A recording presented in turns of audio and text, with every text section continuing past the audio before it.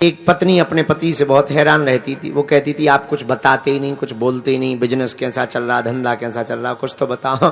तो पति बोला रहने दो, सब ठीक है, अच्छा है, तुम तो काम धाम देखो, भोजन भजन करो, आनंद से घूमो फिरो, बस प्रेम से रहो। पत्नी बोली वाह, हम तुम्हारी पत्नी है, अर्धांगिनी है, कुछ तो पता चलना चाहिए, टेंशन में रहते।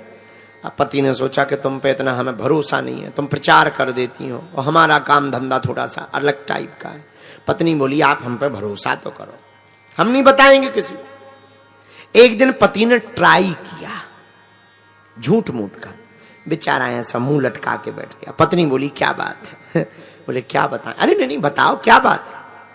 पति बोला क्या बताएं, आज हम झाड़े जंगल गए, समझ जाओ पेट साफ करने। बोले आज हम झाड़े जंगल गए तो कौवा का पंख निकला पेट से। पत्नी बोली अरे राम राम राम। पर पति बोला सुनो, बताना नहीं किसी को। पत्नी बोली हम क्यों बताएंगे? पर महाराज बुरा ना मानना, एक बात बताओ, कौवा का पंख पेट में कहां से आया? पति बोला हमें ये पता नहीं। अच्छा, पति तो चला गया काम धंधे में। अब पत्नी बेचारी टेंशन में, कहीं कौवे ने अंडे तो नहीं रख लिए, घोंसला तो नहीं बन गया। अब इतने में पड़ोसन आई, क्या बात है दीदी आज मुंह लटका है? नहीं कोई बात नहीं। अरे दीदी क्या बात, हमें बताओ, हम तुम्हारी सहेली हैं, हम थोड़ी किसी को बताएंगे। अरे नहीं वो बताने में, अरे तुम्हें हमारी कसम है दीदी। अच्छा चलो तुम किसी को बताना नहीं। बोले क्या? बोले क्या बताए, आज पप्पू के पापा को कौवा का पंखा निकला। अब पड़ोसन ने अपनी सहेली को बताया। उसने कहा अरे तूने सुना? बोले क्या? वो नहीं है पप्पू के पापा? बोले हाँ, उसके पेट से कौवा निकला। उसने तो पंखा बताया था, इसने कौवा बना था। अब उसकी सहेली ने अपनी सहेली से बताया, अरे तुमने सुना क्या? वो नहीं रहते पप्पू के पापा? बोले हाँ, उनकी पेट से तो रोज सुबह झाड़े जंगल में कौवा निकलते हैं। उसने अपनी सहेली से, अरे क्या बताएं, तुमने सुना क्या? वो नहीं रहते दुकानदार पप्पू के पापा? बोले हाँ, उनके पेट से रोज कौवा ही कौवा निकलते हैं। पूरे गांव में हल्ला हो गया।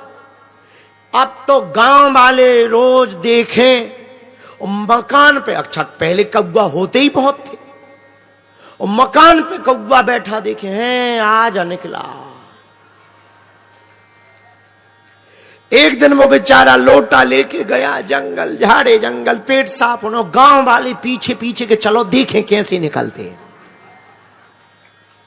अब इसने कहा बढ़िया फत, तो गांव वाले छिप गए। अब ये बैठा, जैसे ही बैठा, किस्मत की बात जिस पेड़ के नीचे बैठा था उस पर कौवा बैठी थी। गांव वाली बोली देख देख देख देख देख, पीला पीला है। अरे एक बोला नहीं गीला है, लगता है अभी अभी निकला।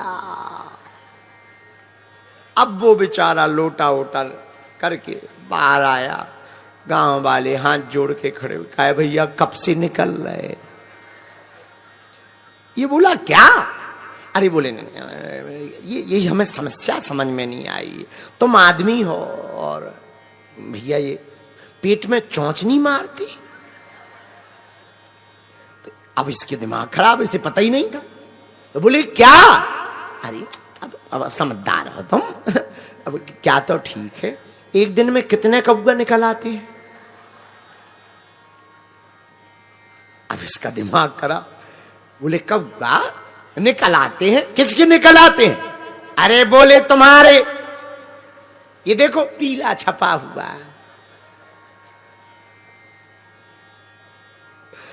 इसने कहा कौवा कहां निकले? और गांव वालों ने पूरी बात बताई। तब इसे ध्यान आया कि देवी जी को जो वो कौवा का पंख बताया था उसी के कौवा बन गए जी।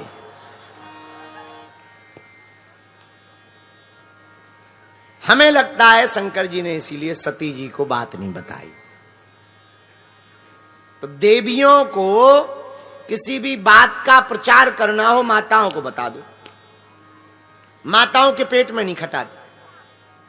माताएं कथा में भी आएंगी तो बात कहें, कहां से आई भाई? अच्छा अच्छा अच्छा अच्छा, झांसी से आई हूं। साड़ी अच्छी है, साड़ी अच्छी। हमारे तो पतिदेव एक बार पीली ले आए थे, फिर उनकी आंखों में चुभन लगी थी, तो फिर उन्होंने कलर लाई नहीं। जब तक अपने खानदान की बात करनी लेंगी, पूछनी नहीं, तब तक। एक बार एक स्कूल में एक परीक्षा हुई, जो बालक सबसे ज्यादा झूठ बोलेगा उसको 100 नंबर दिए जाएंगे। अब झूठी तो बोलना है। एक लड़का खड़ा हुआ, बोले सर, बोले हाँ, आज हमने रेगिस्तान में ट्रेन चलाई। बैठ जाओ। दूसरा खड़ा हुआ, झूठ बोलो। सर जी, आज हमने एरोप्लेन को अपने आंगन में लगा दिया। अच्छा, बैठ जाओ। तीसरा खड़ा हुआ, सर जी हाँ, आज हम अपने पिताजी की शादी में डांस करके आ रहे हैं। अब झूठी तो बोलना है, ठीक है, बैठ जाओ। चौथे ने झूठ बोला, आज हमने एक कमरे में 2 माताओं को देखा और दोनों चुप बैठी। मास्टर ने दोनों को, उसको पास कर दिया, 100 नंबर देकर। जाओ, तुम्हें 100 नंबर देके पास किया जाता। तो बाकी विद्यार्थी बोले, हमें फेल क्यों किया, इसको पास क्यों किया, हमने इतने बड़े बड़े झूठ बोले। पहला वाला बोला, वाह, रेगिस्तान में कहीं ट्रेन चलती है, हमने रेगिस्तान में रेत में ट्रेन चला दी। मास्टर बोले, हो सकता भविष्य में ऐसी ट्रेन चले जो रेत पर भी चले। दूसरा बोला, हमारा झूठ तो खतरनाक था, आंगन में एरोप्लेन लगा दी। बोले, हो सकता भविष्य में ऐसी प्लेन आवे छोटी जो आंगन में लगाई जा सके। तीसरा बोला, हमारा झूठ तो बढ़िया था, पिता की शादी में डांस करके आए हैं।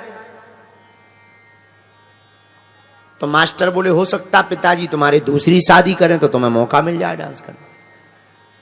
ये तीनों तो संभव हैं, पर जिस चौथे को पास किया, ये असंभव है कि एक बंद कमरे में 2 माताजी बैठी हो, दोनों चुप हो। ऐसा मुश्किल है, इसीलिए उसे पास किया। तो हम आप लोगों के विरोध में नहीं है। भगवान शंकर से हमें याद आया, माता सती को कोई विषय नहीं बताया। दक्ष के साथ जो भी हुआ, कुछ दिनों बाद राजा दक्ष ने अपमान का बदला लेने के लिए यज्ञ का आयोजन किया। सबको निमंत्रण दिया, पर भोले बाबा को नहीं दिया। पर देवता भी बड़े खतरनाक, कैलाश पर्वत के ऊपर से ही विमान ले जाते हैं। सती जी ने पूछा, कहां जा रही हो? हाँ, अरे सती, तू घर पर ही बैठी है, पता नहीं तुम्हारे पिताजी ने एक विशाल यज्ञ का आयोजन किया है, उसी में जा रहे हैं। हाँ हाँ, जाओ जाओ जाओ, हम भी पीछे से आते हैं।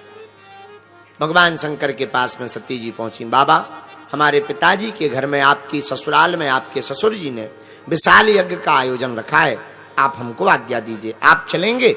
भगवान शंकर ने कहा, कोई निमंत्रण आया? नहीं, निमंत्रण नहीं आया। पर महाराज, पिताजी, हमारे पिताजी हमसे बहुत प्रेम करते, डांट गड़बड़ा गई होगी, निमंत्रण तो आया हो। आज वो बात बताई। देखो कितना अद्भुत अनुभव है भगवान शंकर का। कब कौन सी बात बतानी चाहिए तब बताई भगवान शंकर ने। राजा को सबसे ज्यादा जिससे प्रेम है उसका नाम है सुरुचि। ये सबका हाल है, सबकी 2 प्रकार की बुद्धि होती है, वही 2 पत्नियां हैं, सुनीति और सुरुचि।